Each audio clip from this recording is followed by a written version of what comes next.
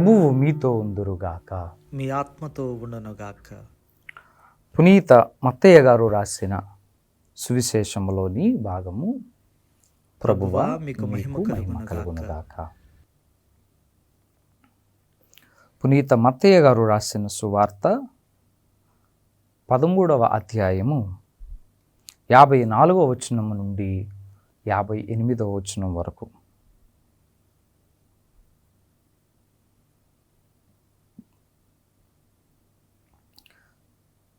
యేసు తన పట్టణము చేరెను. అచ్చట ప్రార్థనా మందిరములో ఉపదేశించుచుండగా ప్రజలు ఆశ్చర్యచకితులై, ఇతనికి ఈ జ్ఞానము, ఈ అద్భుత శక్తి ఎచ్చట నుండి లభించినవి అని అనుకునిరి. ఇతడు వడ్రంగి కుమారుడు కాడా? ఇతని తల్లి మరియమ్మ కాదా? యాకోబు, యోసేపు, సీమోను, యోదాలు ఇతని సోదరులు కారా? ఇతని సోదరీమణులు అందరూ మన మధ్యన లేరా? అట్లయినా ఇవన్నీ ఇతడు ఎట్లు పొందెను అని ఆయనను తృణీకరించిరి. అప్పుడు యేసు వారితో, ప్రవక్త స్వదేశమందును స్వగృహమందును తప్ప మరెందును సన్మానింపబడకపోడు అని పలికెను. ఆ ప్రజల అవిశ్వాసము వలన ఆయన అచ్చట ఎక్కువగా అద్భుతములను చేయలేదు. ఇది ప్రభుని సువిశేషము. క్రీస్తువా మీకు స్తుతి కలుగునుగాక.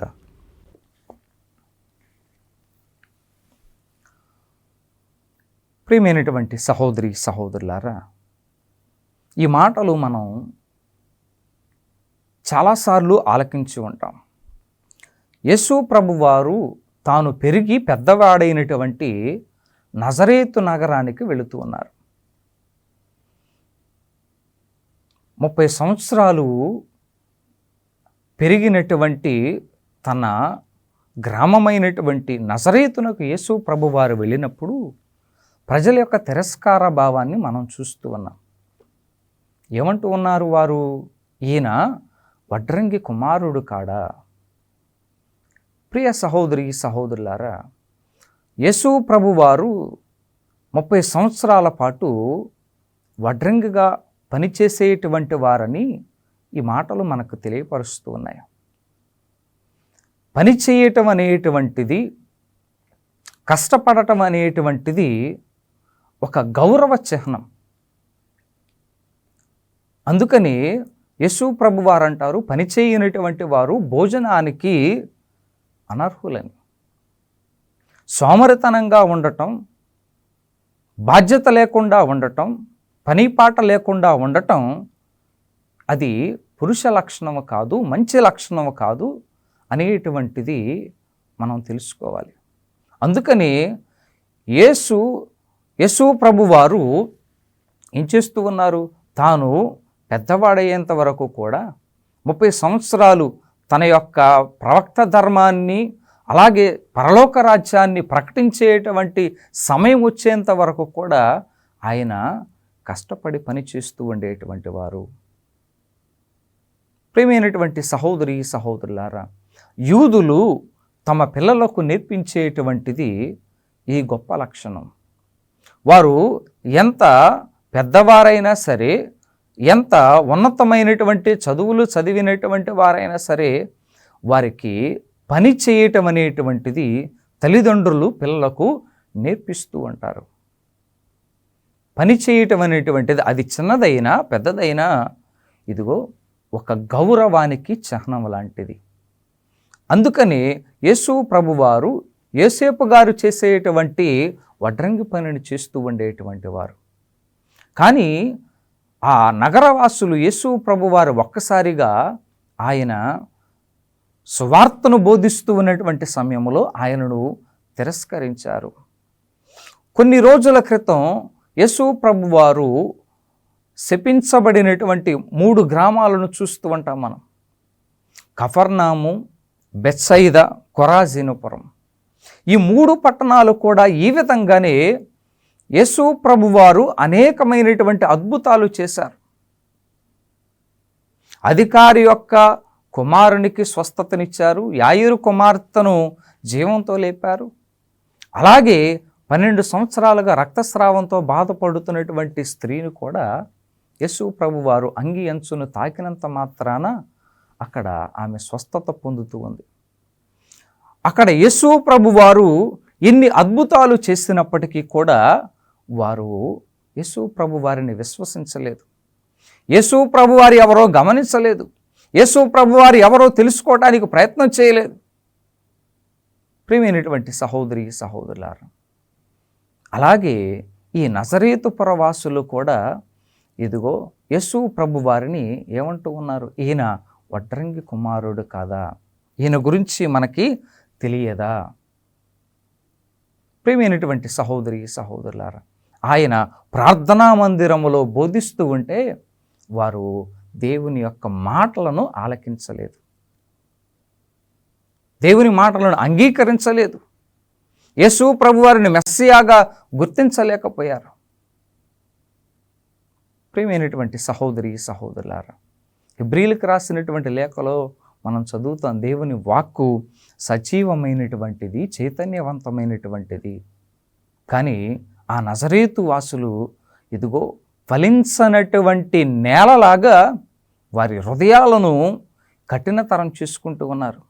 త్రోవ పక్కన పడినటువంటి విత్తనాలు వలె వారు మొలకెత్తకుండా ఆ నేల విత్తనాలను మొలకించలేదు. కాబట్టి ఆ విధంగానే ఇదిగో ముందుగానే వారు తిరస్కరిస్తూ ఉన్నారు.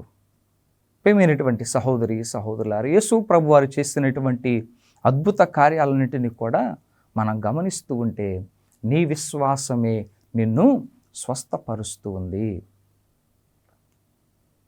ఇది నేను చేయగలనా అని నీ విశ్వసిస్తూ ఉన్నావా అని వారి యొక్క విశ్వాసాన్ని బట్టి, వారి యొక్క నమ్మకాన్ని బట్టి, యేసు ప్రభు వారి మీద, ఆయన మాటల మీద వారు ఉంచినటువంటి నమ్మకాన్ని బట్టి యేసు ప్రభు వారు వారికి స్వస్థతని ఇవ్వటం,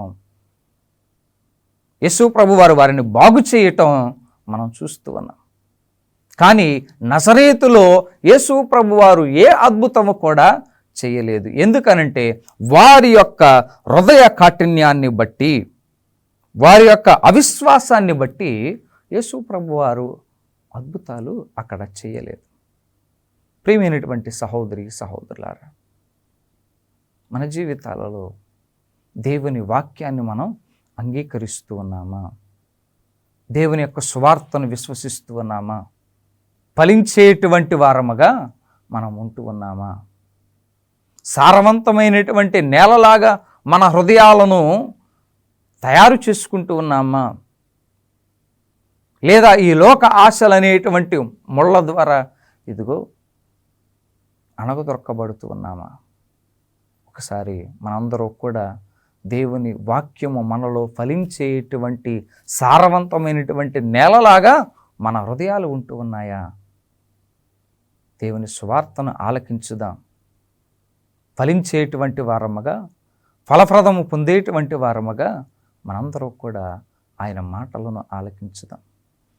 అహంకారం చేత, గర్వం చేత, ఈ లోక ఆశల చేత ప్రభువు యొక్క మేలులను పొందుకోకుండా మన ప్రవర్తనను బట్టి, అహంకారాన్ని బట్టి, గర్వాన్ని బట్టి యేసు ప్రభు వారి యొక్క మేలులను పొందుకోకుండా ఉంటూ ఉన్నామా? ఒకసారి ఆలోచన చేద్దాం. ప్రియ విశ్వాసులారా, దేవుని బిడ్డలారా, ఈరోజు మనం పునీత ఇగ్నేషియస్ లయోలా గారి యొక్క స్మరణ కూడా మనం చేస్తూ ఉన్నాం. పునీత ఇగ్నేషియస్ గారు క్రైస్తవ జీవితంలో అనేకమైనటువంటి సంస్కరణలు చేసి తిరుసభలో అనేక విధాలుగా వారి యొక్క సంస్కరణల ద్వారా ప్రొటెస్టెంట్ వారి యొక్క సిద్ధాంతాలను వెనక్కి తిప్పి కొట్టినటువంటి వారు ఈ యొక్క పునీత ఇగ్నేషియస్ గారు. వారు స్పెయిన్ దేశంలో జన్మించినటువంటి వారు, ఉన్నతమైనటువంటి కుటుంబానికి చెందినటువంటి వారు. ఒకానొక సందర్భంలో ఫ్రెంచ్ దేశం వారు స్పెయిన్ దేశం మీద యుద్ధానికి వచ్చినప్పుడు ఇగ్నేషియస్ లోయోలా గారు వారి మీద పోరాటం సలుపుతూ ఉన్నటువంటి సమయంలో అనుకోని రీతిగా వారు నివసించేటువంటి కోటలో బాంబు పేలి ఆ కోటంతా కూడా దగ్ధమైనప్పుడు వారి యొక్క కుడి చేతికి గాయం అవటం, ఆ విధంగా వారు హాస్పిటల్లో చికిత్స పొందుతూ ఉన్నప్పుడు వారు చదవటానికి విరోచితమైనటువంటి గాథలు ఇవ్వమన్నప్పుడు వారికి అందుబాటులో లేనటువంటి ఆ పుస్తకాలను ఇవ్వలేకపోయారు. అప్పుడు ఈ పునీతుల యొక్క జీవితాలను చదవటానికి ఆ పుస్తకం ఇచ్చినప్పుడు ఇగ్నేషియస్ గారు వారిని చదవటం, ఆ పుస్తకాలను చదవటం, పునీతులు ఏ విధంగా వారి యొక్క విశ్వాసాన్ని నిలుపుకొని ఏ విధంగా ప్రభు యొక్క నామానికి సాక్షులుగా జీవించారు అనేటువంటిది మనం చూస్తున్నాం.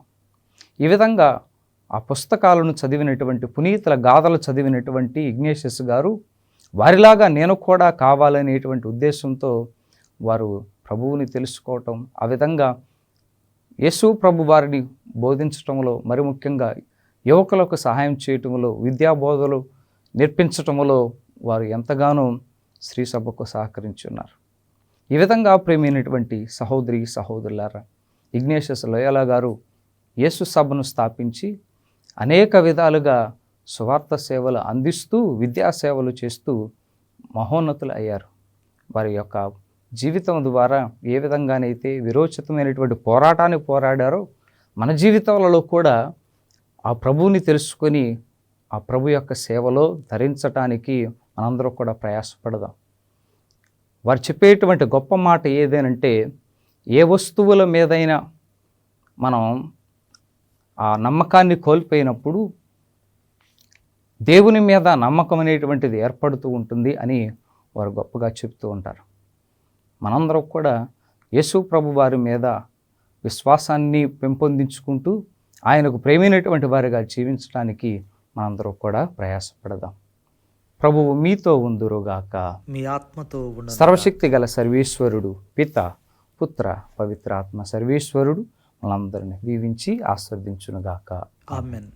గుణదల మాత మా ఆశ్రయం, కరుణామయీ నీవే మా జీవనం, విజయవా